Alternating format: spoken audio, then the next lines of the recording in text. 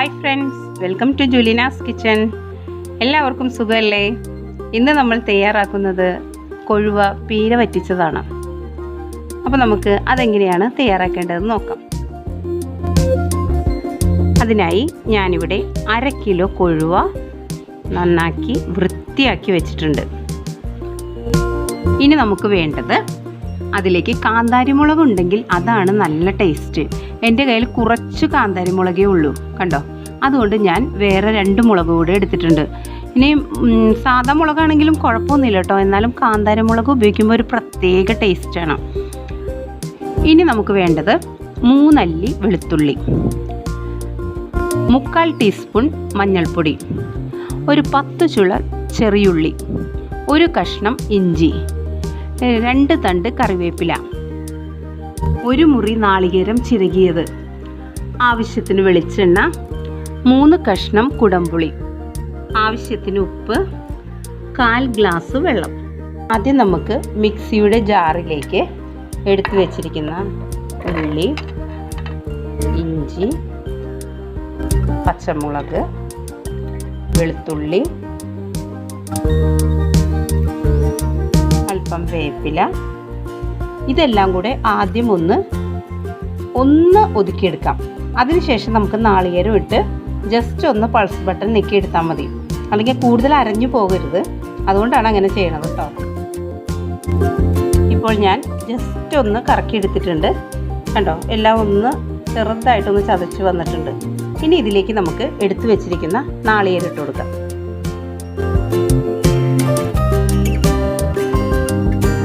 ഇതിലേക്ക് എടുത്തു വെച്ചിരിക്കുന്ന മഞ്ഞൾപ്പൊടിയും ഇടാം. ഇനി നമുക്ക് ഇത് നേരത്തെ പറഞ്ഞ പോലെ ജസ്റ്റ് ഒന്ന് കറക്കിയെടുക്കാം. ഇപ്പോൾ ഞാൻ ഒതുക്കിയെടുത്തിട്ടുണ്ട്, കണ്ടോ. ഇതേപോലെയാണ് ഇരിക്കേണ്ടത് കേട്ടോ. ഇവിടെ ഞാനൊരു മൺചട്ടിയാണ് എടുത്തിരിക്കുന്നത്. അതിലേക്ക് നമുക്ക് ആദ്യം കൊഴുവ അഥവാ നത്തോലി ഇട്ട് കൊടുക്കാം.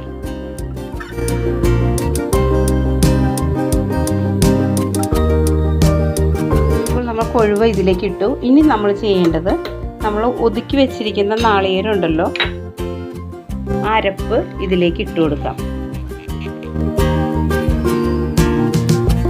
ഇനി ഇതിലേക്ക് നമ്മൾ എടുത്തു വെച്ചിരിക്കുന്ന കുടംപുളി ഉണ്ടല്ലോ, അത് ഇതിനകത്തേക്ക് ഇടാം.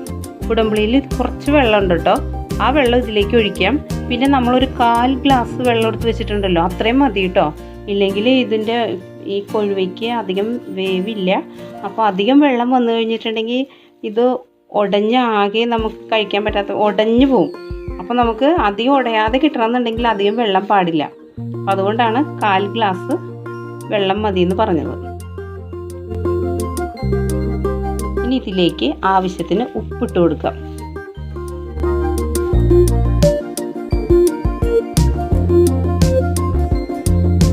ഇനി നമുക്ക് ഇതെല്ലാം കൂടെ നന്നായി ഒന്ന് തിരുമ്മി പിടിപ്പിക്കാം.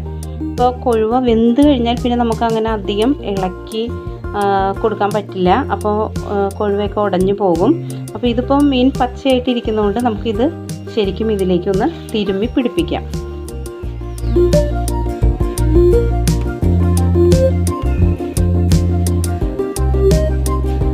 അധികം പ്രസ് ചെയ്യൊന്നും വേണ്ട കേട്ടോ, വെറുതെ ഇങ്ങനെ നമുക്കൊന്ന് ഇതിലേക്കൊന്ന് ചേർത്ത് കൊടുക്കാം. ഇപ്പോൾ കുടംപുളിയുടെ വെള്ളം ഇതിലുള്ളത് കൊണ്ട് കണ്ടോ, നല്ല ഈർപ്പമയം ഉണ്ട്, കണ്ടോ.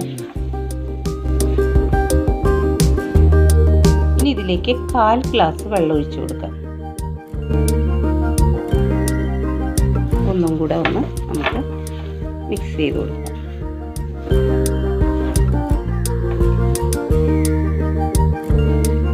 ഇനി നിങ്ങൾക്ക് മുളക് പൊടി വേണമെന്ന ആഗ്രഹമുള്ളവർക്ക് ഇതിലേക്ക് മുളക് പൊടി വേണമെങ്കിൽ കുറച്ച് ചേർക്കാം കേട്ടോ. എനിക്ക് പച്ചമുളകിൻ്റെ ആ സ്മെല്ലും അത് പീര ഒതുക്കി വരുമ്പോൾ ആ നല്ലൊരു ടേസ്റ്റും ഒക്കെ തോന്നിയിരിക്കുന്നത് പച്ചമുളകിൽ തന്നെ ചെയ്യുമ്പോഴാണ് കേട്ടോ. ഇനി നമുക്ക് ഫ്ലെയിം ഓൺ ചെയ്യാം. ഇനി നമുക്കിത് മൂടി വെച്ച് ഒന്ന് വേവിച്ചെടുക്കാം. ഇപ്പോൾ ഹൈ ഫ്ലെയിമിലാണ് ഇരിക്കുന്നത്, നന്നായി തിളച്ച് വരുന്നുണ്ട്. ഇനി നമുക്കൊന്ന് തുറന്ന് നോക്കാം. എന്നിട്ട് നമുക്കൊന്ന് ഇളക്കി കൊടുക്കാം കേട്ടോ. ഇത് ചെറുതായിട്ടൊന്ന്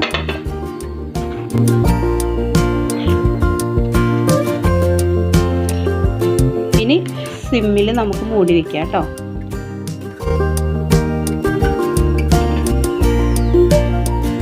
മീഡിയം ഫ്ലെയിമിൽ ഒരു 4-5 മിനിറ്റ് നമ്മൾ വെച്ച് കഴിഞ്ഞു. ഇനി നമുക്കിതൊന്ന് തുറന്ന് നോക്കാം. കണ്ടോ, നന്നായി വറ്റി വന്നിട്ടുണ്ട്. നമ്മൾ വെള്ളമൊക്കെ വെച്ചത് കറക്റ്റായിരുന്നു. 1-2 കൊഴുവയൊക്കെ ഉടഞ്ഞു പോയിട്ടുണ്ട് കേട്ടോ. അതൊന്നും കുഴപ്പമില്ല. ചില ആൾക്കാർക്ക് ഇത് ശരിക്കും ഉടഞ്ഞ് ഇതിൻ്റെ മാംസം ഇതിലേക്ക് ചേരുന്നതാണ് ഇഷ്ടം. എന്നാലും നമ്മൾക്ക് ഇങ്ങനെ ഇപ്പോൾ കറക്റ്റായിട്ട് കണ്ടോ, ഇതിലൊക്കെ കൊഴുവ ഇങ്ങനെ ഉടയാതെ കിട്ടിയിട്ടുണ്ട് കണ്ടോ. ഇനി നമുക്ക് ഫ്ലെയിം ഓഫ് ചെയ്യാം. ഇനി ഇതിലേക്ക് നമുക്ക് കുറച്ച് പച്ച വെളിച്ചെണ്ണ ഒഴിച്ചു കൊടുക്കാം.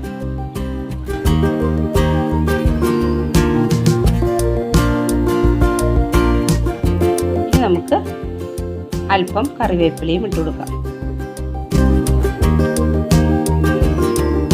എന്നിട്ട് മെല്ലെ ഒന്ന് ഇളക്കി കൊടുക്കാം.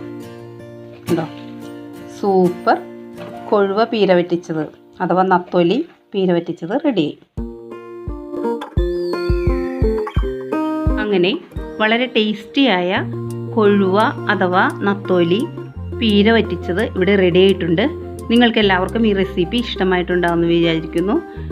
നിങ്ങൾക്ക് ഇഷ്ടമായാൽ ജുലീനാസ് കിച്ചൺ സബ്സ്ക്രൈബ് ചെയ്യണം, ലൈക്ക് ചെയ്യണം, ഷെയർ ചെയ്യണം. മറ്റൊരു റെസിപ്പിയുമായി നമുക്ക് വീണ്ടും കാണാം. Thank you.